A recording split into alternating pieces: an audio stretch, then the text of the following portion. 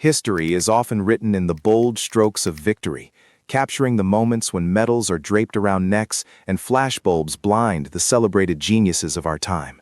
We are taught that the atomic age began with a solitary man standing at the podium, accepting the highest honor the scientific world can bestow. The year was 1944, although the ceremony waited until the dust of war had settled in 1945. The Royal Swedish Academy of Sciences announced the Nobel Prize in Chemistry for the discovery of the fission of heavy nuclei. The name called out was Otto Hahn.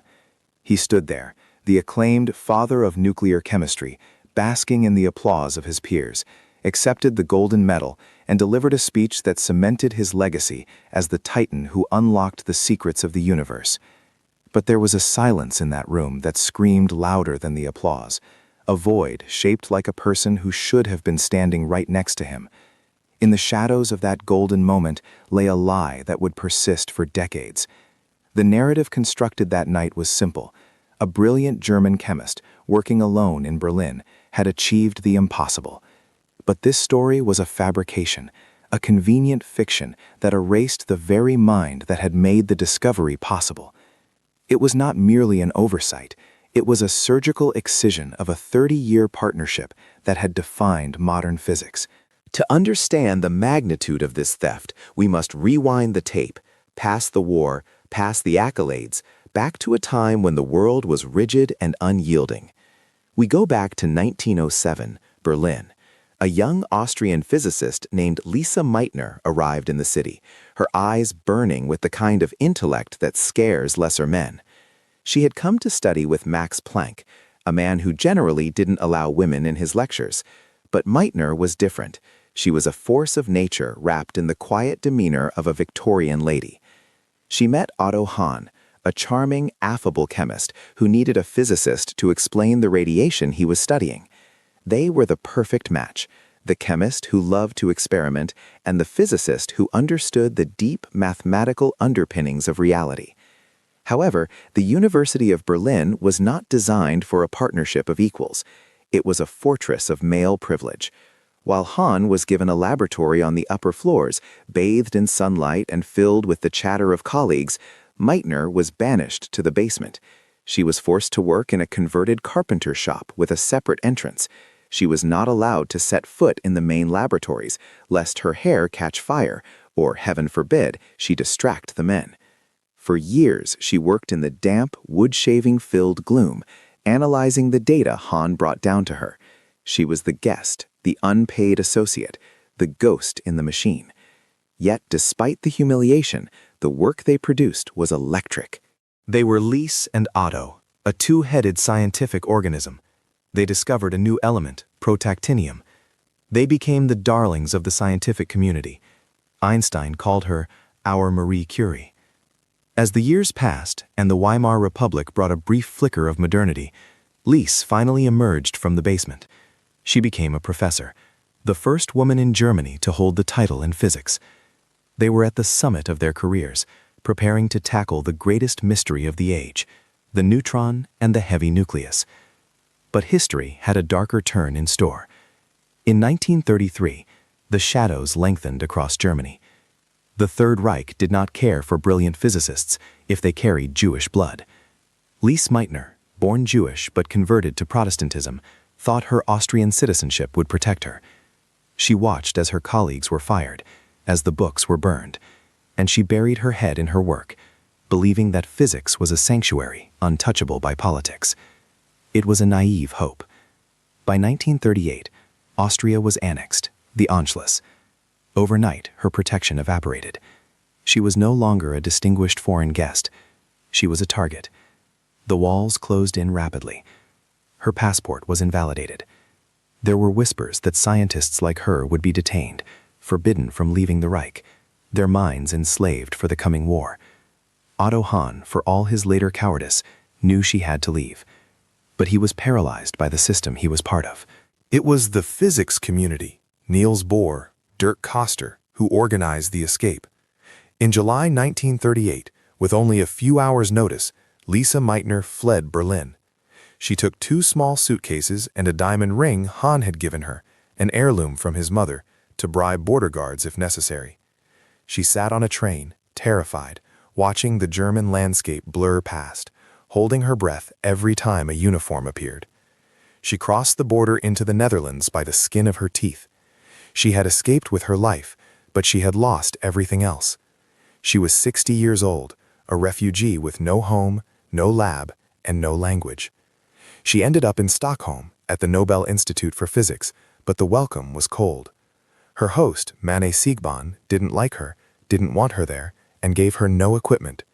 She sat in a small empty room, writing letters to the man she had left behind. And this is where the tragedy truly begins. Back in Berlin, Hahn continued the work they had started together.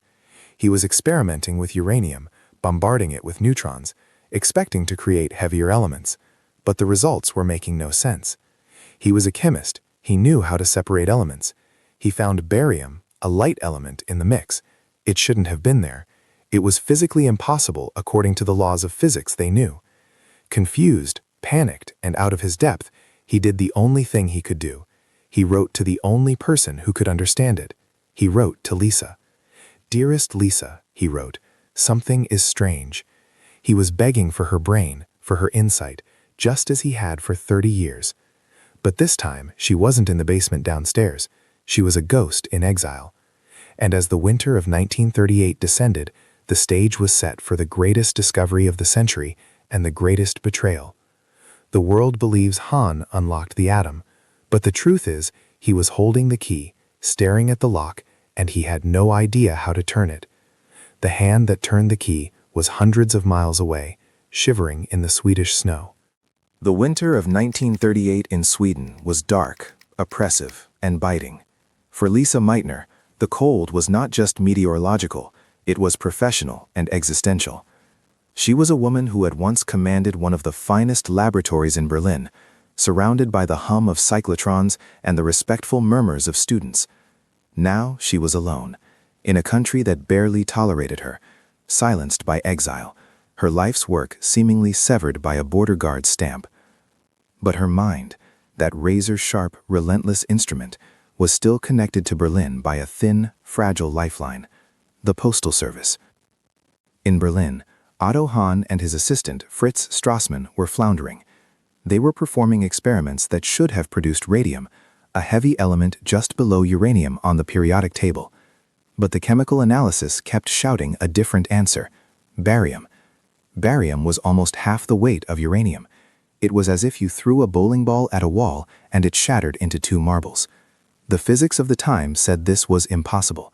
The nucleus was viewed as a hard, solid rock. You could chip pieces off, but you couldn't crack it in half. Hahn was terrified. If he published this and was wrong, his reputation would be in ruins. If he was right, he had no idea why. He poured his anxiety into a letter dated December 19, 1938. "Dearest Lise, heavy radium behaves like barium. Perhaps you can come up with some fantastic explanation. We know ourselves that it can't actually burst apart into barium." He was asking her to validate his sanity. He was asking the physicist to save the chemist. Lise received the letter in Kungälv, a small village where she was spending the holidays. Her nephew, Otto Robert Frisch, himself a brilliant physicist working with Niels Bohr in Copenhagen, had come to visit. He found his aunt in a state of agitated focus. She wouldn't let go of the letter. "Barium," she kept saying. "I don't believe it. Otto is a good chemist. He doesn't make mistakes like that." On the morning of Christmas Eve, they went for a walk in the snow. Frisch strapped on cross-country skis, while Lise, refusing to be slowed down, walked alongside him, trudging through the deep powder. The air was crisp, the woods silent. But the conversation between them was a thunderstorm of theoretical physics. They stopped at a fallen tree trunk, sweeping the snow away to sit down. Lise pulled out scraps of paper and pencils. She began to draw. She didn't look at the nucleus as a hard rock. She remembered the liquid drop model proposed by Gamow and Bohr. What if the nucleus was like a wobbling drop of water? If you hit it with a neutron, you added energy. The drop would oscillate. It would stretch. It would form a waist in the middle, like a dumbbell. And then, the electric repulsion between the protons would take over. The force pushing them apart would overcome the surface tension holding them together. Snap. The drop wouldn't just chip, It would split. Two smaller nuclei would form, barium and krypton. She did the math right there on the scrap paper in the freezing cold. She added up the mass of the two new nuclei. They were lighter than the original uranium nucleus. Mass had disappeared. Where did it go? Einstein, E equals mc squared. The missing mass had been converted into energy, but not just any energy, a staggering amount, 200 million electron volts per atom. Enough to move a grain of sand, which sounds small until you realize there are sextillions of atoms in a handful of uranium. It was a source of power beyond anything humanity had ever touched. Lise looked at her nephew. "It fits," she whispered. She had solved the riddle. She had interpreted the data that Hahn couldn't understand. She even coined the term for the process, borrowing from biology: nuclear fission. She immediately wrote back to Hahn. She gave him the key. She told him it was physically possible. She validated his findings. Without her explanation, Hahn's discovery was just a chemical anomaly, a weird data point. With her explanation, it was the dawn of a new era. But here is where the story turns from discovery to erasure. Hahn received her letter. He knew she was right. But he was in Nazi Germany. Acknowledging a Jewish collaborator and exile was not just career suicide, it was dangerous. The Aryan physics movement despised Jewish science. Fear took hold of him. But so did ambition. He wanted the glory. He wanted the publication. In January 1939, Hahn published the findings in the prestigious journal Naturwissenschaften. The paper described the barium finding. It did not mention Lise Meitner. It did not mention the physics. It claimed the discovery as a triumph of German chemistry. He exiled her from the work completely. Meitner was devastated. She wrote to him, "I cannot believe that you are keeping this from me, that you are publishing without me." But the damage was done. A few weeks later, Meitner and Frisch published a short letter in Nature explaining the physics, the fission, but the world had already credited Hahn. He had taken the ball she passed him and ran across the goal line while she was locked out of the stadium. The betrayal wasn't just political, it became personal. Hahn began to believe his own lie. In private, he would tell colleagues that Meitner had actually hindered his work, that her physics had held him back from the discovery. He rewrote the history of their partnership to justify his theft. Lise Meitner, the woman who had guided his hand for 30 years, the woman who had solved the puzzle in a snowy forest when he was lost in the dark, was now just a footnote in his grand biography. The discovery of nuclear fission did not stay in the realm of academic journals for long. It was 1939. The world was on the precipice of the most devastating war in human history. The implications of Meitner's calculation that 200 million electron volts of energy could be released from a single atom were terrifyingly clear to every physicist on the planet. If you could chain this reaction, if you could make one atom split another and another, you could build a bomb, a weapon of such apocalyptic power that it could vaporize cities in a heartbeat. While Lise Meitner sat in her lonely exile in Sweden, the machinery of war began to turn. Her discovery became the fuel for the Manhattan Project. The Allies were terrified that the Nazis, Hahn's employers, would build the bomb first. The race was on. Scientists from all over the free world, many of them Jewish refugees like Meitner, flocked to Los Alamos in the New Mexico desert. They were driven by fear and the thrill of the ultimate scientific challenge. They wanted the mother of fission. They wanted the woman who understood the nucleus better than anyone. Lise Meitner was invited to join the Manhattan Project. It was the mission to the West. She was offered a chance to leave her cold exile, to work with the greatest minds of her generation again, to be at the center of the world's most important project, and to fight the regime that had stolen her life. Her answer was immediate. It was sharp. It was absolute. "I will have nothing to do with a bomb." She was the only prominent Allied physicist to refuse the invitation on moral grounds. While her nephew Otto Frisch went to Los Alamos, while her friends donned military uniforms, Lise Meitner stayed in Sweden. She subsisted on beans and bread, refusing to use her beautiful physics for death. She watched from afar as the science she loved, the science she had dedicated her life to, was weaponized. When the news of Hiroshima broke in August 1945, Meitner was devastated. She wandered the streets of Stockholm in a daze.